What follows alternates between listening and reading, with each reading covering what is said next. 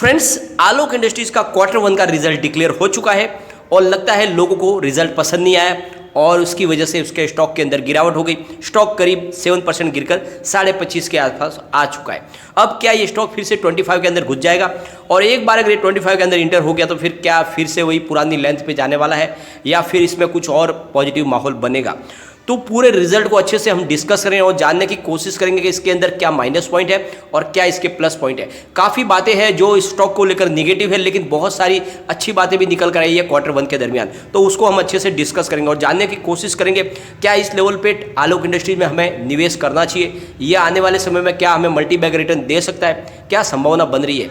जिस तरह से रिजल्ट को पहली नज़र में लोगों ने नकार दिया और स्टॉक के अंदर गिरावट हुई, क्या वाकई में वैसी बात है? इसके फंडामेंटल को चेक करेंगे, इसके टेक्निकल लेवल चेक करेंगे और इसकी परफॉर्मेंस को देखेंगे, इसके रिजल्ट को देखेंगे, जिससे हमें पता चल जाएगा कि आने वाले समय में क्या आलोक इंडस्ट्रीज कमाल कर सकता है। साथ में ट्राइडेंट लिमिटेड में काफ़ी दिन से गिरावट हो रही है, स्टॉक में कोई तेजी का माहौल नहीं बन पा रहा है, स्टॉक 17 के आसपास ट्रेड कर रहा है, लेकिन क्या ये स्टॉक आगे बढ़ सकता है? और जिस तरह से माहौल बना हुआ है, कहा जा रहा है कि ट्राइडेंट आने वाले समय में मल्टी बैगर स्टॉक बनेगा, तो वाकई बनेगा और कितना समय लेगा, इसके भी हम फाइनेंशियल ट्रेंड को चेक करेंगे, साथ में इसके टेक्निकल लेवल जानेंगे और परफॉर्मेंस को देखेंगे, जिससे हमें पता चल जाएगा। साथ में शेयर होल्डिंग पैटर्न को डिस्कस करेंगे जो जून क्वार्टर का आ चुका है।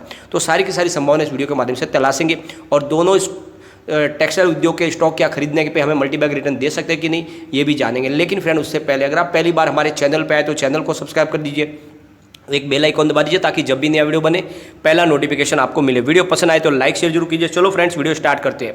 मैं हूं आपका दोस्त SB दवे और हमारे अपने चैनल ऑनलाइन कमाई में आपका बहुत बहुत स्वागत है। सबसे पहले हम आलोक इंडस्ट्रीज के एक बार कारोबार को डिस्कस कर लेते हैं। कल आलोक इंडस्ट्रीज का स्टॉक 25.65 पर ओपन हुआ, हाई बनाई 26.30 की और लो है इसका 25.25 का। एंड में 25.50 पर 7.10 पर क्लोजिंग दी है। स्टॉक में गिरावट हो गई है और इसके पीछे वजह है इसका क्वार्टर वन का रिजल्ट। अगर इसके वॉल्यूम को एनालिस करें तो पिछले एक महीने पहले इसका 2 करोड़ का वॉल्यूम था, एक सप्ताह पहले 2 करोड़ का वॉल्यूम था, परसों इसका 1 करोड़ का वॉल्यूम था, लेकिन कल इसका 3 करोड़ का वॉल्यूम हुआ, तो वॉल्यूम में तेज़ी आई है। परंतु सबसे बड़ी बात यह है कि जो रिजल्ट है वो रिजल्ट में लॉस बताया गया और उसकी वजह से इसमें गिरावट हो गई है। तो एक बार हम रिजल्ट को डिस्कस कर लेते हैं। जून क्वार्टर का रिजल्ट आ चुका है।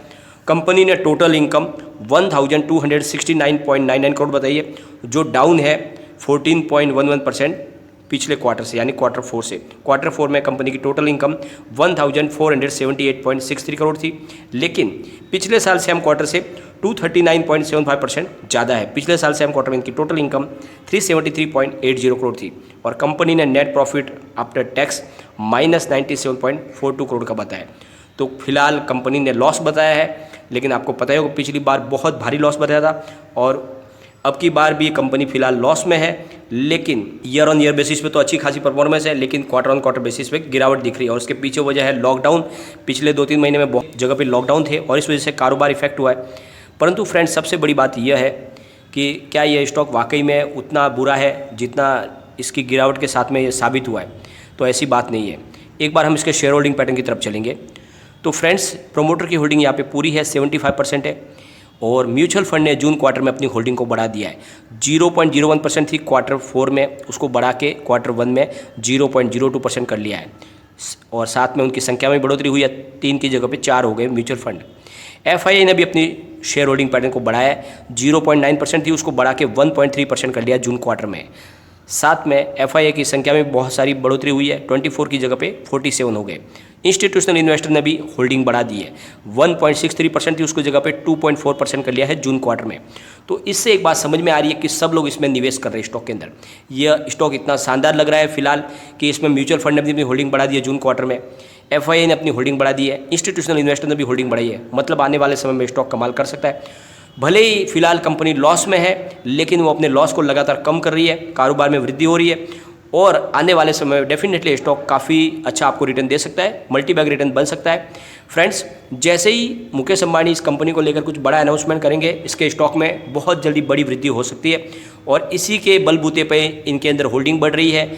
जो म्यूचुअल फंड है, FII है और इंस्टीट्यूशनल इन्वेस्टर है, वो बहुत आगे का सोचते हैं। उनको पता है कि कंपनी में कुछ बड़ा चेंज होने वाला है और इसी वजह से वो अपनी लगातार होल्डिंग इस स्टॉक के अंदर बढ़ा रहे हैं। तो आपको इसमें घबराने की ज़रूरत नहीं है, अपना निवेश आपको बनाए रखना चाहिए। और सबसे अच्छी बात यह है कि जो इसके टेक्निकल लेवल बता रहे हैं कि एंट्री पॉइंट इसका बहुत अच्छा है, प्राइस फिलहाल ओवरबोट जोन में नहीं है, साथ में इसके ऊपर कोई भी रेड फ्लैग लगा हुआ नहीं है, तो इस वजह से स्टॉक अच्छा लग रहा है। ये बात अलग है कि इसमें अभी इसने फिलहाल कोई अच्छा रिटर्न दिया नहीं है, पर परफॉर्मेंस आगे अच्छी हो सकती है। अगर इसकी पी रेशियो की बात करें -2.22 है, लेकिन इसके सेक्टर का पी -643.49 है, और पीबी रेशियो इसका -1.04 है, सेक्टर का पीबी 5.15 है, और इसके सेक्टर का डिविडेंड 0.62% मिलता है, लेकिन इसने डिविडेंड नहीं दिया है। ये थोड़ा सा स्टॉक वीक है। अगर इसकी फाइनेंशियल ट्रेंड की बात करें तो 2018 में 5.79 थाउजेंड करोड़ रुपीज़ का इसने टोटल रेवेन्यू बताया था, लेकिन लॉस कंपनी को बहुत ज़्यादा था, -18.58 थाउजेंड करोड़ रुपीज़ का था। और 2019 में 10.44 थाउजेंड करोड़ इसने टोटल रेवेन्यू बताया था, और प्रॉफिट था इनका 2.08। 2020 में 5.44 थाउजेंड करोड़ रुपीज़ का इनका टोटल रेवेन्यू था, और प्रॉफिट था 1.31 थाउजेंड करोड़ रुपीज़। और इस बार 8.90 टोटल इनका रेवेन्यू रहा है, लेकिन प्रॉफिट -5.67 थाउजेंड करोड़ रुपीज़ रहा है। तो कहने का मतलब यह है कि प्रॉफिट में गिरावट है, लेकिन रेवेन्यू में बढ़ोतरी हो रही है, जो एक अच्छी बात है। कारोबार में वृद्धि हो रही है। आने वाले समय में इसकी परफॉर्मेंस में सुधार हो सकता है। स्टॉक काफ़ी नीचे है, बहुत ही कम प्राइस में मिल रहा है, और जो रिकमेंड की जा रही है एनालिस्टों की तरफ से कि इसकी प्राइस बहुत कम है, इसलिए इसमें आप निवेश बनाए रखें। और इसका नतीजा यह है कि सब लोग इसमें अपनी होल्डिंग बढ़ा रहे हैं, चाहे वो म्यूचुअल फंड हो, एफआईआई हो, या फिर इंस्टीट्यूशनल इन्वेस्टर हो, बड़े फंड हाउस, सारे के सारे होल्डिंग बढ़ा रहे हैं। तो आपको घबराने की जरूरत नहीं है। रिजल्ट भले ही निगेटिव दिख रहा है, लेकिन आने वाले समय में इसकी तेज़ी बन सकती है, और इसके रिजल्ट में भी पॉजिटिव माहौल बन सकता है। आने वाला रिजल्ट जरूर लॉस की बजाय प्रॉफिट में दिख सकता है। तो आप इसमें निवेश बनाए रखें, इतना हौसला आपको खोने की जरूरत नहीं है। परंतु फिलहाल निगेटिव माहौल बना हुआ, तो हो सकता है इसमें थोड़ी बहुत और गिरावट हो सकती है। तो आपको इसमें निवेश बनाए रखना चाहिए, लेकिन स्टॉक अगर काफ़ी नीचे जाएगा तो फिर आपको थोड़ा सा वेट करना होगा प्राइस बढ़ने के लिए। लेकिन ओवरऑल स्टॉक अच्छा है। लॉन्ग टर्म नजरिया लेकर अगर आप इसमें निवेश बनाए रखोगे तो आपको बहुत ही अच्छा रिटर्न मिलेगा। आने वाले 1 से 2 साल में स्टॉक डेफिनेटली 3 डिजिट में जाएगा। फ्रेंड्स, अब हम चलेंगे ट्राइडेंट लिमिटेड की तरफ। स्टॉक ओपन हुआ 17.70 पर, हाई बनाई 17.75 की, लो बनाया 16.90 का, और एंड में 17.30 पर 1.98% डाउन पर क्लोजिंग दी है, गिरावट हुई है। अगर वॉल्यूम को एनालिसिस करें तो पिछले 1 महीने पहले 2 करोड़ का वॉल्यूम था, सप्ताह पहले भी 2 करोड़ का वॉल्यूम था, परसों भी 2 करोड़ का वॉल्यूम था, कल भी 2 करोड़ का वॉल्यूम था। तो एक जैसे वॉल्यूम में कारोबार हो रहा है, इसका मतलब स्टॉक बहुत ज़्यादा स्टेबल है, और इससे लग रहा है कि स्टॉक मजबूत है। आने वाले समय में डेफिनेटली ये स्टॉक कमाल कर सकता है। लेकिन इसकी जो शेयर होल्डिंग जो आई है नई, वो शेयर होल्डिंग पैटर्न हमको थोड़ी निराशाजनक लग रही है।